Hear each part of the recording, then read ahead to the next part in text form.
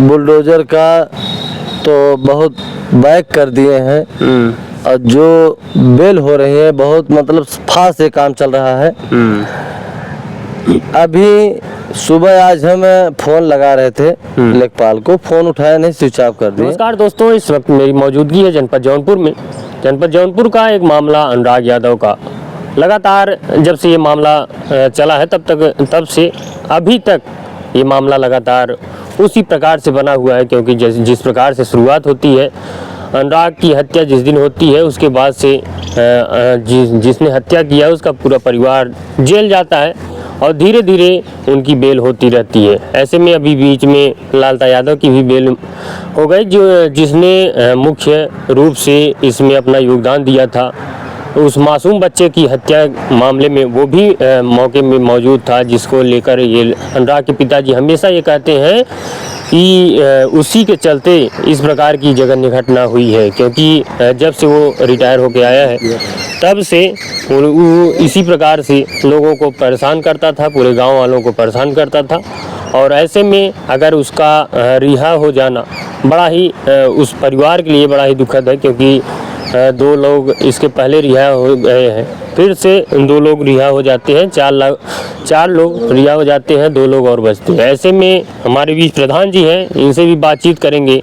आखिर लगातार रिहाई हो रही है, क्या अनुराग के परिवार को, अनुराग को किसी भी प्रकार से न्याय नहीं मिलेगा? प्रधान जी बहुत बहुत स्वागत है।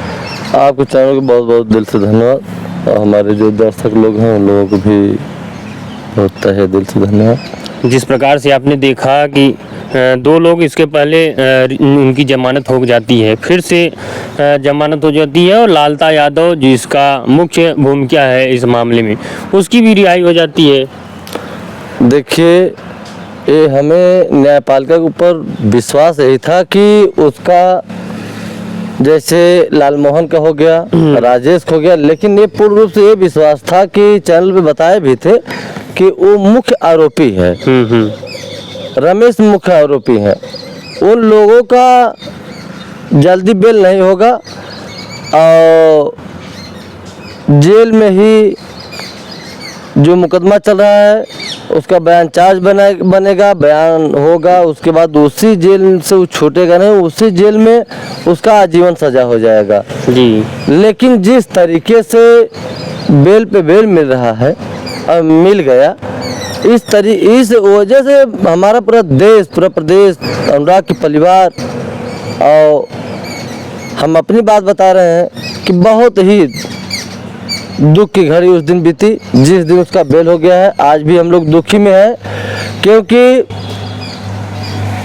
बेल हो जाने से वो सातिर किस्म का आदमी है और इस सातिर किस्म का, चूँकि वो समझ लीजिए कि एक मास्टरमाइंड है, उसका समझ लीजिए कि वो झारखंड में नौकरी कर रहा था, लेकिन अपराधियों से उसका बहुत अच्छा संबंध है।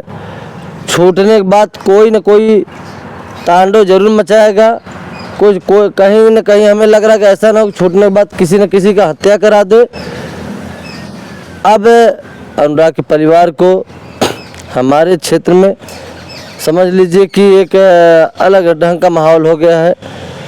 जैसे वो इतना मतलब सातिर है, रात बिरात भी घटना करा सकता है, तो हम तो प्रशासन शासन से कहेंगे कि उसके लिए ये निवेदन है कि थोड़ा सक्रिय रहें। हमारे ग्राम सभा के लोग बहुत सक्रिय हैं, ऐसी बातें नहीं, महिलाएं सक्रिय हैं कि वो हमारे ग्राम सभा में नहीं हल सकता, क्योंकि एक ताइक्वांडो खिलाड़ी का वो निर्मम हत्या किया है और घुसने लायक और रहने लायक हमारे ग्राम सभा में है नहीं।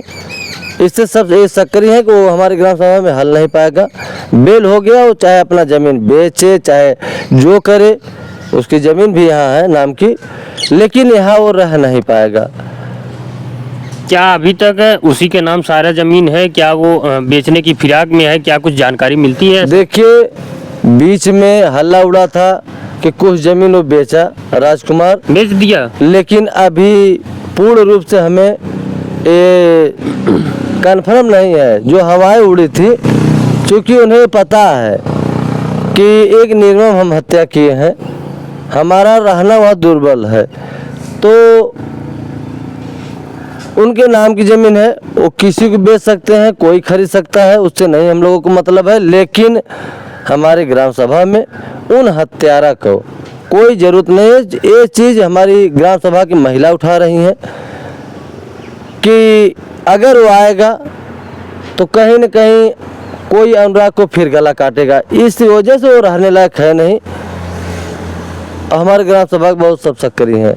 प्रधान जी, जिस प्रकार से 9 महीने बीतने वाले हैं, इतना लंबा समय बीत जाता है और लगातार ये होता रहा कि आज नहीं तो कल बुलडोजर का एक्शन आएगा, लेकिन जिस प्रकार से लोगों इनकी रिहाई होती जा रही है, मुझे नहीं लगता कि आने वाला समय ऐसा आएगा।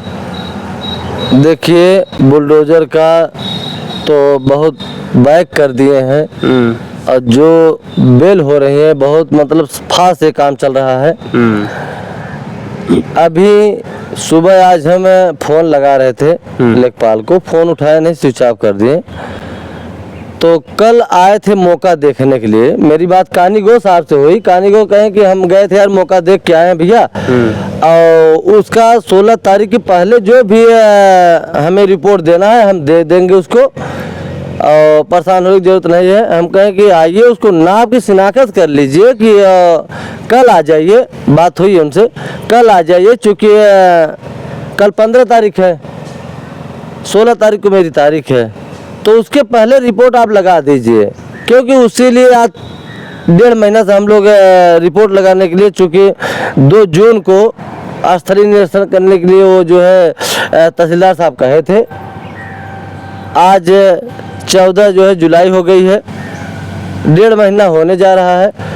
तो हम तो ये चीज़ कहेंगे उनसे कि कानीगो से कि कल कानीगो साहब आके उसका स्थलीय निरीक्षण करके जो रिपोर्ट लगाना है लगा दीजिए। सुबह बात हुई, लेकिन हमें जहाँ तक है कि कल आएंगे।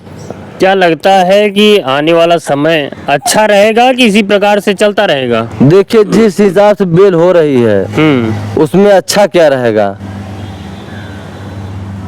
जो दिन आ रहा है, जिस तरीके से बेल हो रही है, बहुत खतरनाक दिन आ रहा है, क्योंकि जो अपराधी छूट रहे हैं कहीं न कहीं वारदात हो सकता है, घटना घटा सकते हैं, क्योंकि वो जो है लालता जो है वो बहुत मास्टरमाइंड है।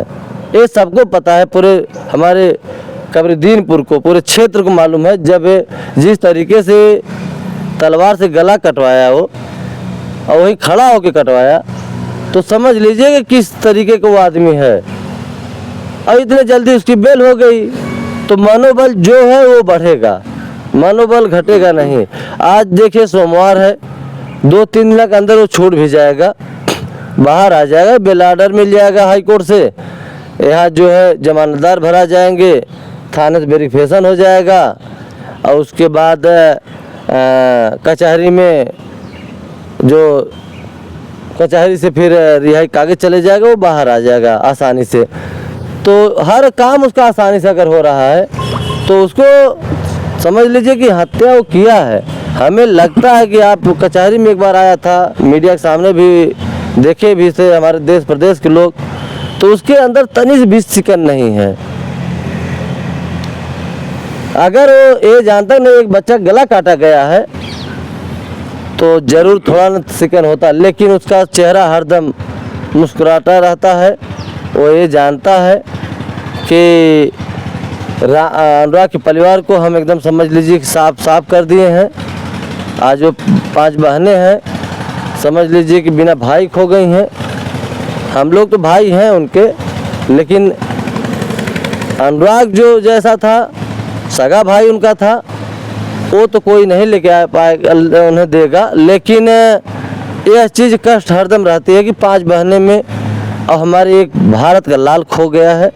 और समझ लीजिए कि तनी से भी शर्म नहीं आती है लालता को कि हम क्या कर्म किए हैं, और अगले जन्म में हमें क्या, अब यही जन्म में उसको ऐसा कष्ट मिलेगा।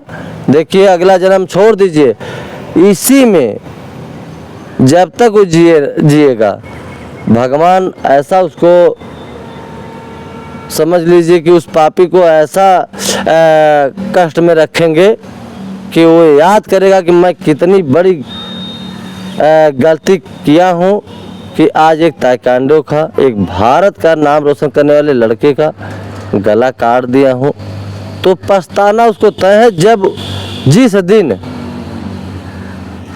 भगवान ने उसके ऊपर तगड़ा निगाह करके देखेंगे, जब वो कष्ट में बीतेगा, तब उसको समझ में आएगा। दोस्तों, ये वही प्रधान है, लगभग पिछले 9 महीने से उस परिवार के साथ दिन रात लगे हुए हैं। जहाँ तक कि ये देखा गया कि इनको 2 बार जेल भी जाना पड़ा, लेकिन फिर भी ये उस परिवार के साथ डटे हुए हैं। लगभग सैकड़ों तारीख पड़ती है कोर्ट में, वहाँ भी जाते हैं और लगातार वो बने रहते हैं। तो क्या प्रधान जी, अगर ये लोग छूट जाते हैं, क्या अनुराग के परिवार का आप साथ तो नहीं छोड़ेंगे? देखिए भैया, वो छूट जाए चाहे बाहर आ जाए, हमें कोई फर्क नहीं है। हम उनसे डरने वाले नहीं हैं। जी। जैसे अनुराग के परिवार के साथ में मैं हूँ, वैसे हम रहेंगे और वैसे साथ निभाएंगे।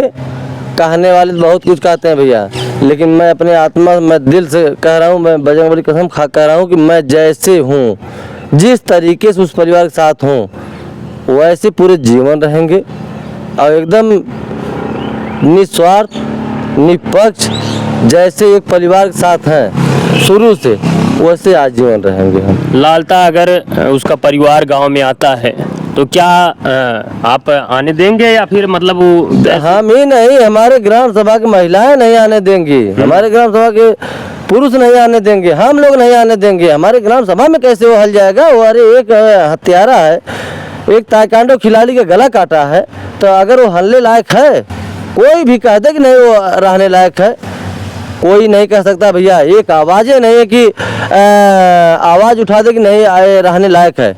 हमारी ग्राम सभा बहुत बड़ी ग्राम सभा है, लेकिन एक आवाज़ नहीं उठ सकती है कि लालता की पूरा परिवार यहाँ रहने लायक है, कोई नहीं कह सकता। तो वो रहने लायक है नहीं यहाँ। लेकिन उसका जमीन जायदाद सब कुछ यहाँ पे है, तो क्या फिर भी वो नहीं रह सकता? कतई नहीं रह सकता। वो एक हत्यारा, एक ताइक्वांडो खिलाड़ी की हत्या किया है, आज एक निर्मम हत्या के वध किया है, तलवार से गला काटा गया है। आज पूरा देश, पूरा दुनिया देखा है, उसको गाली सब दे रहे हैं।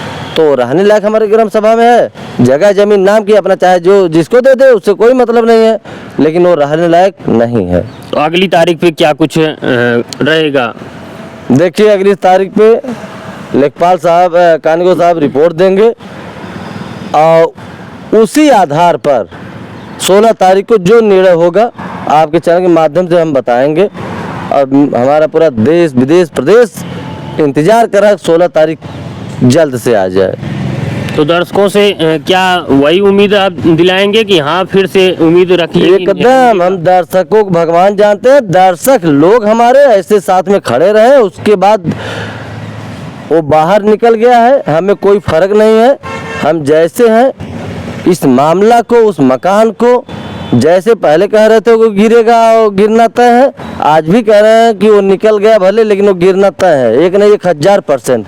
और जैसे हम हैं वैसे रहेंगे परिवार के साथ। तो दोस्तों, लगभग 2 दिन बाद फिर से एक बार तारीख है, और जैसा कि प्रधान जी ने बताया कि हम लगातार, चाहे जो भी निकल जाए, सब लोग निकल जाते हैं, फिर भी हम उस परिवार के साथ रहेंगे। लेकिन जहाँ तक ये देखा जाए, लालता के रिहा होने पर कहीं न कहीं उस परिवार से को फिर से खतरा बन सकता है। जिस प्रकार से शुरुआती दौर में उनके पिताजी हमेशा ये कहते आए हैं कि लालता जब से रिटायर होता है, तब से वो पूरे गांव को परेशान करके रखा है। ऐसे में उसके फिर से रिहा होने पर क्या कुछ प्रतिक्रिया रहेगी, क्या वो गांव में आता है, क्या कुछ होता है आगे, ये तो समय बताएगा। लेकिन फिर से परसों तारीख है, क्या कुछ अपडेट रहता है मैं ज़रूर आपको जानकारी दूंगा। बने रहें हमारे साथ।